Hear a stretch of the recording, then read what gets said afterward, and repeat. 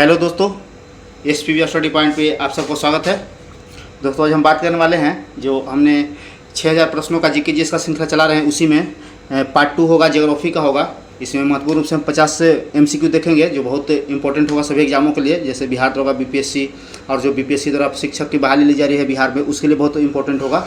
और चूँकि ऐसा आज अतुल प्रसाद ने, BPSC का अध्यक्ष है, उन्होंने अतुल प्रसाद ने ऐसा आज बोले हैं कि आज या कल में वैकेंसी आ जाएगी, तो आप लोग, और अगस्त में एग्ज़ाम भी ले लेंगे ये लोग, तो आप लोग अपनी तैयारी को मिशन मोड में लग जाइए। और जितने भी हम अपलोड किए हैं सबको देख लीजिए, बहुत उपयोगी साबित होगा। कोई भी सेट मारिएगा, यहाँ से आपको क्वेश्चन देखने को मिलेगा।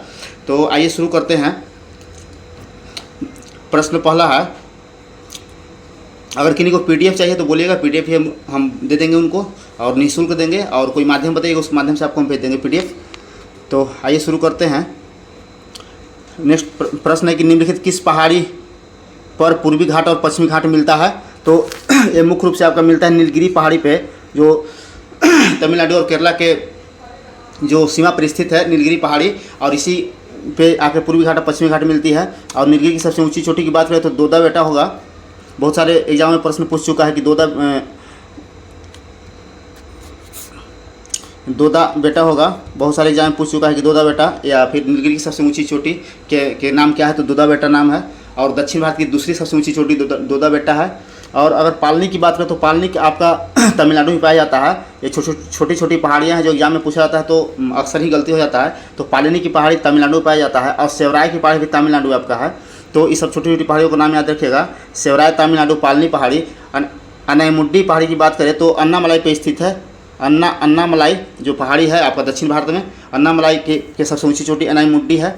और एक प्रश्न में पूछ चुका है बहुत सारे एग्जाम में कि अनाई जो दक्षिण भारत की है, दक्षिण भारत या प्रायद्वीपीय भारत की सबसे ऊंची चोटी कौन है? तो अनाईमुड्डी है, अनाईमुड्डी पहाड़ी। नेक्स्ट प्रश्न है, निम्नलिखित कथनों में से कौन सा एक सही नहीं है? तो कौन सा एक सही नहीं है? तो आइए देखते हैं इसको। पहला ऑप्शन है कि पश्चिमी घाट उत्तरी क्षेत्र में अपेक्षाकृत अधिक ऊंची है। तो पश्चिमी घाट अपेक्षाकृत उत्तरी में अपेक्षाकृत सबसे अधिक ऊंची नहीं है, चूँकि आप देख रहे हैं कि जो अनाईमुड्डी है, जो अन्नामलाई पहाड़ी पे स्थित है, जो आपको केरला और तमिलनाडु में स्थित है ये पहाड़ी, और ये दक्षिण भारत की सबसे ऊंची चोटी है। तो जो पश्चिमी घाट की उत्तरी, जैसे आपका मुंबई और गुजरात वाले क्षेत्र हो जाती है, वहाँ पे स्थित नहीं है। तो यही आपका गलत आंसर हो जाएगा, आंसर यही आपका हो जाएगा, यही गलत ऑप्शन है या गलत स्टेटमेंट है आपका। नेक्स्ट है बी वाला में कि पश्चिमी घाट में अनाईमुड्डी सबसे ऊंची चोटी है, ये सही आपका है। अभी हमने बताया कि अन्नामलाई पहाड़ी पर स्थित है अनाईमुड्डी सबसे दक्षिण भारत की सबसे ऊंची चोटी, और प्रायद्वीपीय भारत की सबसे ऊंची चोटी है। तो प्रायद्वीपीय पूछे या तो दक्षिण भारत पूछे, आप आंसर अनाईमुड्डी दीजिएगा। ताप्ती नदी सतपुड़ा के दक्षिण में स्थित है, सही है।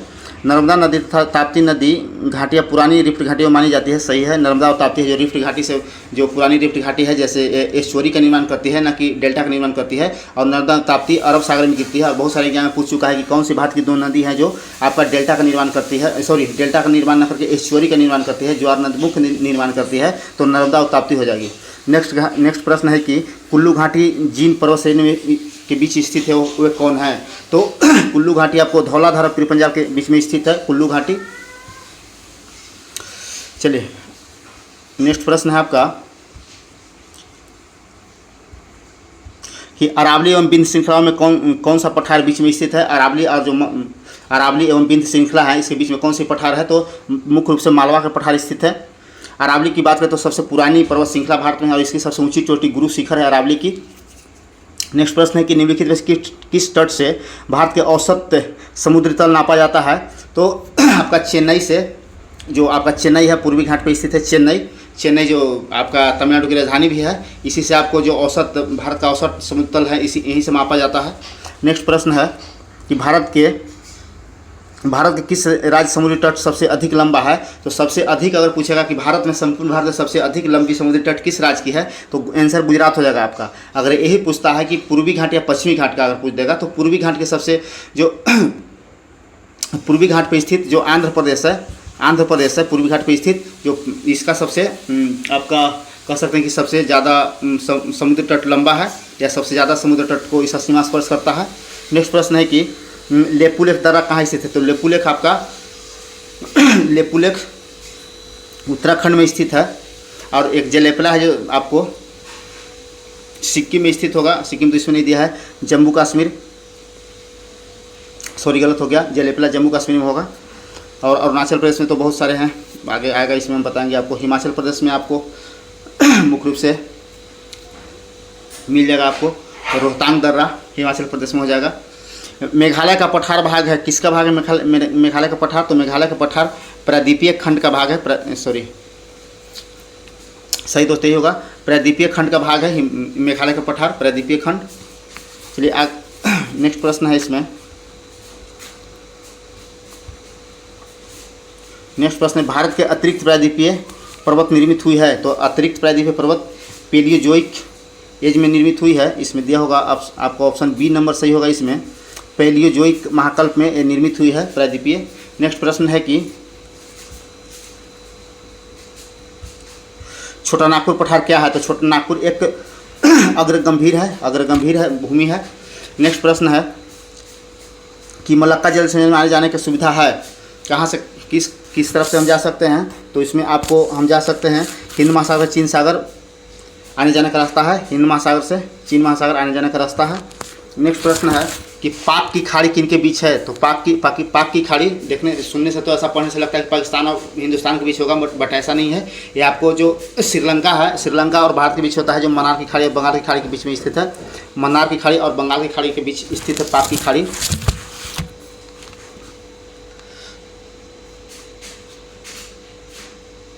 चलिए नेक्स्ट प्रश्न है आपका, हिंद महासागर और लाल सागर को कौन सा जल संधि जोड़ती है? तो बाब अल मंदेव है जो हिंद महासागर और लाल सागर को जोड़ती है। भारत की सर्वाधिक वर्षा मुक्त प्राप्त होती है। तो भारत की सर्वाधिक के वर्षा मुक्त दक्षिण पश्चिम मानसून से जो केरला में स्टार्ट होती है, केरला से शुरू होती है और संपूर्ण भारत में फैलती है। तो अगर सर्वाधिक वर्षा पूछेगी भारत में किस मानसून से होती है? दक्षिण पश्चिम मानसून से होती है। और अगर पूछता है कि उत्तर पूर्व मानसून सर्वाधिक वर्षा कहाँ होगा? तो उत्तर पूर्व मानसून सर्वाधिक वर्षा तमिलनाडु में होगा। तमिलनाडु के तट पे होगा। आप पूर्वी घाट भी कह सकते हैं या कोरोमंडल तट भी बोल सकते हैं। तो पूर्वी घाट में उत्तर पूर्वी मानसून से होगा, पूर्वी घाट तमिलनाडु के तट पे होगा। जाड़ा के दिनों में बारिश होती है, खासकर क्वेश्चन पूछता है एग्जाम में कि जाड़ा के दिनों में बारिश किस मानसून के कारण तमिलनाडु के तट पर होती है? तो उत्तर पूर्वी मानसून के कारण तमिलनाडु के तट पर होती है। या इसी को अगर ऑप्शन में कहीं दे देगा कोरोमंडल, तो कोरोमंडल ही मारिएगा। कोरोमंडल पूर्वी घाट जो होता है आपका तमिलनाडु और आंध्र प्रदेश के बीच है, कोरोमंडल तट स्थित है।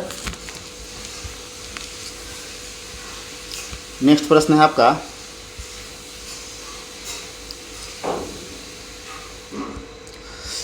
उत्तर पूर्वी मानसून से सबसे अधिक वर्षा प्राप्त करने वाला राज्य कौन है? तो अभी हमने बताया कि तमिलनाडु है जो पूर्वी तट पे स्थित है, और इसको कहीं कहीं आपको कोरोमंडल तट देखने को मिलेगा, पूर्वी तट को, तमिलनाडु के तट को। नेक्स्ट प्रश्न है, आइए नेक्स्ट प्रश्न देखते हैं। प्रश्न है कि निम्नलिखित किस राज्य में अधिकतम औसत वार्षिक वर्षा होती है? तो सिक्किम राज्य में अधिकतम औसत वार्षिक वर्षा होती है। कन्फ्यूज मत होइए केरला से, क्योंकि केरला में स्टार्टिंग मानसून का होता है दक्षिण पश्चिम मानसून से, जो संपूर्ण भारत में फैलता है। और इसके बाद एक प्रश्न और आपको एग्जाम में देखने को मिलता है कि रेगिस्तान किसको कहते हैं? रेगिस्तान, जो रेगिस्तान होता है जहाँ औसत वार्षिक वर्षा 25 सेंटीमीटर से कम होता है, 25 सेंटीमीटर से कम होता है, वहीं पे आपको रेगिस्तान पनप जाता है, रेगिस्तान हो जाता है। और इससे सिक्किम से एक प्रश्न और पूछेगा आपका कि कौन सा भारतीय राज्य है जो 3 देशों से अंतर्राष्ट्रीय सीमा स्पर्श करती है? तो सिक्किम ही है जो चीन से और आपका नेपाल से और फिर भूटान से चीन, नेपाल, भूटान से सिक्किम सीमा स्पर्श करती है, अंतर्राष्ट्रीय सीमा इसका लगती है। नेक्स्ट प्रश्न है कि भारत के उत्तरी मैदानों के शीत ऋतु में वर्षा होती है, किसके कारण होती है? तो आपका जो भारत के उत्तरी मैदान में शीत ऋतु में वर्षा होती है मुख्य रूप से पश्चिमी विक्षोभ से होती है। पश्चिमी विक्षोभ से होती है, जैसे पंजाब, हरियाणा और जम्मू कश्मीर के क्षेत्रों में होती है और दिल्ली के क्षेत्र में भी होती है। तो पश्चिमी विक्षोभ के कारण होती है। ये दरोगा के मेंस में क्वेश्चन पूछा गया है, तो ध्यान रखिएगा, फिर पूछने का उम्मीद है इसको। नेक्स्ट प्रश्न है कि भारत में शरतकालीन वर्षा का क्षेत्र है, शरतकालीन वर्षा का क्षेत्र है तो प्रमुख रूप से आपका जो शरतकालीन वर्षा होती है यानी कि ठंडा के दिनों में होती है, तो पंजाब और तमिलनाडु में होती है। पंजाब की बात करें तो पश्चिमी विक्षोभ से होती है पंजाब में, और तमिलनाडु की बात करें तो लौटते मानसून या उत्तर पूर्व मानसून से होता है, लौटते मानसून या उत्तर पूर्व मानसून से होता है तमिलनाडु में। नेक्स्ट प्रश्न है कि तमिलनाडु में शरतकालीन वर्षा अधिकांशतः जिन कारणों से होती है? तो अभी हमने बताया कि उत्तर पूर्वी मानसून या लौटते हुए मानसून से होती है, और पश्चिमी विक्षोभ में होती है उत्तर भारत में जितने भी राज्य, पंजाब, हरियाणा, आपका जम्मू कश्मीर रीजन क्षेत्र है, ये सब जगह पश्चिमी विक्षोभ के कारण आपको बारिश होती है ठंडे के दिनों में। चलिए नेक्स्ट प्रश्न है कि निम्नलिखित महाद्वीपों से किसमें देशों की संख्या अधिकतम है। तो सबसे अधिक देशों की संख्या आपका देखने को मिलेगा अफ्रीका में। अफ्रीका में सबसे अधिक महादेशों की संख्या है। नेक्स्ट प्रश्न है कि विश्व के 2 सबसे छोटे महाद्वीप कौन हैं। तो 2 सबसे छोटे महाद्वीप, एक यूरोप हो जाएगा, एक ऑस्ट्रेलिया हो जाएगा। तो यूरोप और ऑस्ट्रेलिया सबसे छोटे महाद्वीप है। और सबसे बड़े महाद्वीप की बात है तो हम लोग का जो एशिया है, एशिया महाद्वीप सबसे बड़ी है। नेक्स्ट प्रश्न है सुएज नहर की जिनको जोड़ता है वे हैं। तो सुएज नहर आपको लाल सागर और भूमध्य सागर को जोड़ता है। लाल सागर और भूमध्य सागर को सुएज नहर जोड़ता है। नेक्स्ट प्रश्न है निम्नलिखित में से कौन सा संसार की सबसे लंबी पोतवाहक नहर है। तो सबसे लंबी पोतवाहक नहर सुएज नहर हो जाएगा आपका। एक मिनट, सबसे लंबी पोतवाहक नहर आपका सुएज नहर हो जाएगा। नेक्स्ट प्रश्न है कि सू नहर जोड़ती है किसको किसको। सू नहर किसको किसको जोड़ती है। तो सुपीरियर झील और ह्यूरोन झील होता है आपका, यूएसए अमेरिका में स्थित है झील है सब। तो सू नहर जोड़ती है सुपीरियर और ह्यूरोन को। नेक्स्ट प्रश्न है कि कील नहर जिनको जोड़ता है वे हैं उत्तरी सागर और बाल्टिक सागर। कील नहर जोड़ती है उत्तरी सागर और बाल्टिक सागर को। नेक्स्ट प्रश्न है आपका कि करिएवा बांध कहाँ निर्मित है, किस नदी पे करिएवा बांध स्थित है। तो करिएवा बांध मुख्य रूप से आपका जो जाम्बेजी नदी है, जाम्बेजी नदी पे स्थित है करिएवा बांध। आसवान उच्च बांध स्थित है किस नदी, कहाँ पे स्थित है। तो आपको ये मिस्र में स्थित है। और मिस्र में किस नदी पे स्थित है। तो नील नदी पे स्थित है। मिस्र में नील नदी पे स्थित है आसवान उच्च बांध, मिस्र में स्थित है नील नदी पे। और वही करिएवा बांध जाम्बेजी नदी पे है। नेक्स्ट प्रश्न है कि निम्नलिखित में से कौन सुमेलित नहीं है। देखिए ध्यान देखिए, सुमेलित नहीं पूछ रहा है। तो इसमें आपका ग्रैंड कुले है कोलंबिया, सही है। हुबर टेनेंसी यही आपका गलत है, हुबर टेनेंसी नहीं होगा। चलिए अगला प्रश्न है कि कोरल रीफ या जीवाश्म पट्टी प्रायः कहाँ पाई जाती है। तो कोरल रीफ या जीवाश्म पट्टी प्रायः आपको कर्क व मकर रेखा के बीच जो तटीय क्षेत्र होता है, कर्क व मकर रेखा के बीच 23.5 डिग्री उत्तरी अक्षांश बोल लीजिए या 23 डिग्री दक्षिणी अक्षांश बोल लीजिए, यहीं पे जो तटीय क्षेत्र इसका होता है, यहाँ तटीय होना चाहिए था, गलत लिखा हुआ है, कोई बात नहीं, मिस प्रिंट होगा। तटीय क्षेत्र है, उसी के बीच आपको कोरल रीफ पाया जाता है। नेक्स्ट प्रश्न है ग्रेट बैरियर रीफ कहाँ स्थित है। तो ग्रेट बैरियर रीफ प्रशांत महासागर में स्थित है। और अगर देश की बात करें तो ऑस्ट्रेलिया के पूर्वी तट पर स्थित है। ऑस्ट्रेलिया के पूर्वी तट पर स्थित है ग्रेट बैरियर रीफ। नेक्स्ट प्रश्न है प्रवाल द्वारा निर्मित ग्रेट बैरियर रीफ किस तट के समीप स्थित है। तो क्वींसलैंड है जो ऑस्ट्रेलिया के पूर्वी तट पर स्थित है, क्वींसलैंड के समीप स्थित है। नेक्स्ट प्रश्न है महान हिमयुग का संबंध किससे है। महान हिमयुग का संबंध प्लीस्टोसीन से है, प्लीस्टोसीन एज से है महान हिमयुग का संबंध। नेक्स्ट प्रश्न है पृथ्वी पर मूलतः एक ही विशाल भूखंड था जिसे कहते थे, जिसे हम लोग पेंजिया का, इसको पेंजिया के नाम से जाना जाता था। सबसे विशालतम भूखंड था पृथ्वी पर। नेक्स्ट प्रश्न है आपका 83 निम्नलिखित महाद्वीपों से कौन सा गोंडवाना लैंड का भाग नहीं है। तो गोंडवाना लैंड का भाग आपका उत्तरी अमेरिका है जो गोंडवाना लैंड का भाग नहीं है। दक्षिणी America, Africa, Australia Gondwana land का भाग। पूछता है कि निम्नलिखित से कौन सा गोंडवाना लैंड का भाग है। तो दक्षिणी अमेरिका, अफ्रीका, ऑस्ट्रेलिया, उत्तरी अमेरिका नहीं होगा, इसलिए आंसर आपका ए सही हो जाएगा। नेक्स्ट प्रश्न है कि वलय क्रिया किसका परिणाम है। तो वलय क्रिया आपको पर्वत निर्माणकारी बल के परिणाम स्वरूप होता है। नेक्स्ट प्रश्न है कि अधोलिखित में से कौन सी चट्टान जीवाश्म रहित होता है, जीवाश्म नहीं पाया जाता है। तो आपको अग्नेय चट्टान जो हो जाएगा, जैसे ग्रेनाइट उसका है।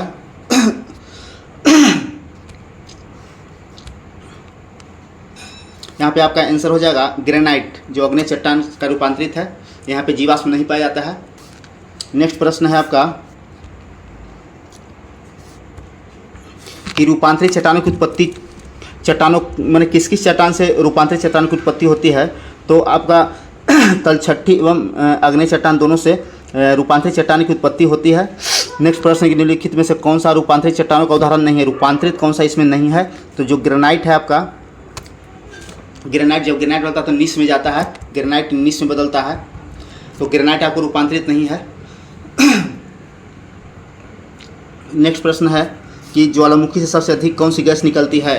तो अगर जलवाष्प कहीं नहीं दिखी तो आंसर मारिए आप। आपको कार्बन डाइऑक्साइड भी मार सकते हैं, मगर जलवाष्प सर्वाधिक यहाँ निकलती है, जलवाष्प ज्वालामुखी से। नेक्स्ट प्रश्न है, पृथ्वी के अंदर पिघले पदार्थ को क्या कहते हैं। तो पृथ्वी के अंदर पिघले पदार्थ को मैग्मा कहा जाता है। और यही पूछता है कि पृथ्वी के अंदर ना होकर के बाहर अगर आ जाता है और वो फैल जाता है तो उसको क्या कहते हैं। तो ठंडा होकर वो लावा बन जाता है। तो पृथ्वी के अंदर मैग्मा हो जाएगा। और बाहर बात करें कि अगर पृथ्वी के बाहर लावा निकलता है तो ठंडा होकर पृथ्वी के बाहर अगर निकलता है पदार्थ तो ठंडा होकर लावा बन जाता है, उसको लावा कहते हैं। तो अंदर मैग्मा बाहर लावा। उल्का क्या है। नेक्स्ट प्रश्न कि उल्का क्या है। तो उल्का वाह्य में अंतरिक्ष से पृथ्वी के वायुमंडल में प्रविष्ट हुई द्रव का अंश है उल्का।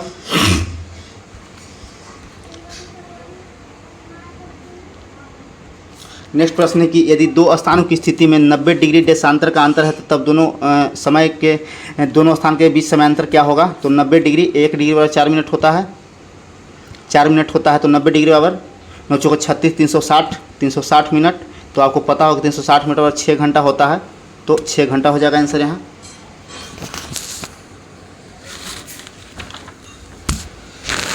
नेक्स्ट प्रश्न है आपका कि कौन सा देशांतर प्रधान यमुनोत्तर के साथ मिलकर ग्लोब पर बृहत वृत्त का निर्माण करता है, मैंने बड़ा वृत्त का निर्माण करता है। तो आपका 180 डिग्री जो है यही आपका जो मिलकर के बृहत वृत्त का निर्माण करता है। नेक्स्ट प्रश्न है कि किसी स्थान का मानक समय निर्धारित करने का आधार क्या होता है। तो किसी समय का मानक समय निर्धारित करने के लिए प्रधान मध्याह्न रेखा होता है, प्रधान मध्याह्न रेखा होता है। नेक्स्ट प्रश्न है आपका कि अंतर्राष्ट्रीय दिनांक रेखा खींची जाती है कहाँ से। तो प्रशांत महासागर खींची जाती है अंतर्राष्ट्रीय दिनांक रेखा। नेक्स्ट प्रश्न है कि निम्नलिखित में से कौन सा एक जलडमरू मध्य अंतर्राष्ट्रीय तिथि रेखा के सबसे निकट है। कौन सा जलडमरू मध्य है जो अंतर्राष्ट्रीय तिथि रेखा के सर्वाधिक निकट है। तो आपका जो बेरिंग जलडमरू मध्य है, बोरिंग जलडमरू मध्य है जो सर्वाधिक निकट है अंतर्राष्ट्रीय तिथि रेखा के।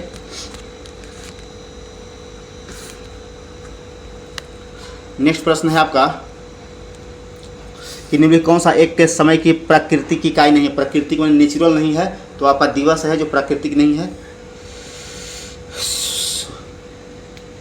मानक समय, प्राकृतिक उष्णकटिबंधीय वर्षा समय दिवस। कौन सा एक समय की प्राकृतिक इकाई नहीं है। तो आपका इसमें हो जाना चाहिए था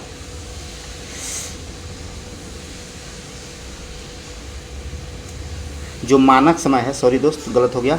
जो मानक समय है वो प्राकृतिक नहीं है, मानक समय प्राकृतिक नहीं होगा। नेक्स्ट प्रश्न है आपका, नेक्स्ट है कि भूमध्य रेखा निम्नलिखित किस देश से होकर गुजरती है। तो भूमध्य रेखा तो बहुत सारे देशों से गुजरती है, हमारे यहाँ जो दिया हुआ निम्नलिखित में बताना है। तो मैक्सिको से, सॉरी दोस्त, नहीं गुजरती है। सॉरी देखिए, आप लोग को कन्फ्यूजन नहीं होता होगा एग्जाम में, अगर ये नहीं लास्ट तक देखिएगा तो कन्फ्यूज कर जाइएगा। तो नहीं कहाँ से नहीं गुजरती है। तो केन्या, इंडोनेशिया, ब्राज़ील, मैक्सिको से नहीं गुजरती है। और अभी 2213 जो दरोगा था उसका मेंस में आया था क्वेश्चन कि निम्नलिखित में से भूमध्य रेखा किस देश से नहीं गुजरती है। तो उसमें एक भारत दिया हुआ था, तो भारत से भी भूमध्य रेखा नहीं गुजरती है। भारत से कौन सी रेखा गुजरती है। तो 23.5 डिग्री जो उत्तरी अक्षांश है कर्क रेखा, वो 8 राज्यों से गुजरती है। 8 राज्यों से भूमध्य रेखा की बात करें तो जो भारत के सबसे दक्षिणतम पॉइंट है, आपको कन्याकुमारी कह लीजिए या फिर कन्याकुमारी जो आपका केप कोमोरिन भी कह सकते हैं, वहाँ से कन्याकुमारी से भूमध्य रेखा के बीच 876 किलोमीटर की दूरी है। तो याद रखिए, यही प्रश्न पूछता है कि भूमध्य रेखा से जो भारत का दक्षिणतम बिंदु है उससे और भूमध्य रेखा के बीच कितनी दूरी है। तो 876 किलोमीटर है, किलोमीटर हो जाएगा यहाँ। चलिए नेक्स्ट देखते हैं, जिस अक्षांश पर वार्षिक तापांतर न्यूनतम होगा वह कौन है। तो भूमध्य रेखा वार्षिक तापांतर न्यूनतम होगा। नेक्स्ट प्रश्न है कि निम्नलिखित नगरों में से कौन सा एक भूमध्य रेखा के सर्वाधिक निकट है। तो भूमध्य रेखा के सर्वाधिक निकट आपको इसमें हो जाएगा, निम्नलिखित में पूछ रहा है तो सिंगापुर हो जाएगा, सिंगापुर हो जाएगा सबसे निकट। नेक्स्ट है कि विषुव या इक्विनॉक्स वर्ष के दौरान जब दिन और रात बराबर होते हैं तो कब होते हैं। तो 21 मार्च 23 सितंबर को, 21 मार्च और 23 सितंबर को दिन रात बराबर होते हैं। तो इस प्रकार से दोस्तों 50 प्रश्न MCQ जो इम्पोर्टेंट था वो MCQ जो हम कंप्लीट कर दिए। ज्योग्राफी का है, पार्ट 2 है। इसके बाद इसी तरह से हम लाते रहेंगे। और आप लोग को बस इतना करना है कि इसको, अगर नए लोग हैं तो चैनल को सब्सक्राइब कर दीजिए, और अगर जो रेगुलर हमारा स्टूडेंट है वो और दोस्तों को शेयर करने के सब्सक्राइब करने के लिए बोलिए, और आप भी अधिक से अधिक शेयर कीजिए, लाइक कीजिए, कमेंट कीजिए, कोई अगर कमी नज़र आता है तो। लास्ट तक देखिएगा वीडियो को, लास्ट तक देखने के लिए धन्यवाद।